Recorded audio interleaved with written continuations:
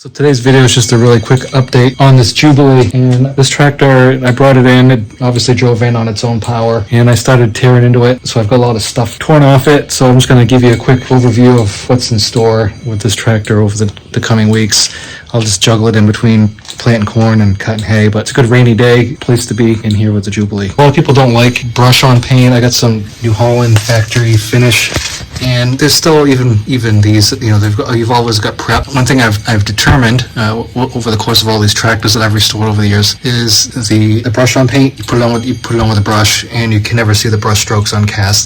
They don't show up, and it goes on nice and thick, especially if you put on a couple of coats. So it looks pretty. I don't want to rush it. So even though this is not what I would call a classic car restoration, it's what I call a farm cleanup. So basically anything that's broken or wrong with it, I'm going to fix it and run it. And I did have a really nice cub one time that I bought. It was parade ready. You could see your face in it. And after a couple of seasons of spread manure and cultivating the garden and everything else, it just didn't look as good as it once did. So to me, there's not any point really in making a parade finish for something you're just going to use on the farm anyway.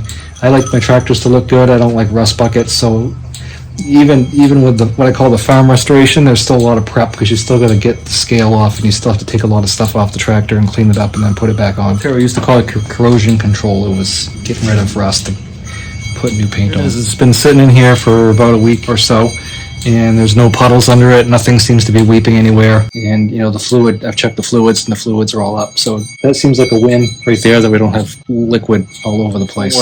And I'm debating if I want to have somebody do the brakes for me, or if I want to tear into it myself and just take the wheel off and get the drum open and replace the brakes. So now that my son's home, I may get into that myself. We'll see. We'll tackle that bridge when we get to it. But right now, we just want to get the thing charging and running and pull back to go. Looking at this and wondering why I didn't paint the oil filter cover. It's because I'm going to change that from a cartridge to a spin-on. It looks like a pretty easy change, so we'll have a video on changing that from a cartridge to a spin-on filter in a later episode. That's the 5-minute overview of the Jubilee, and stay tuned.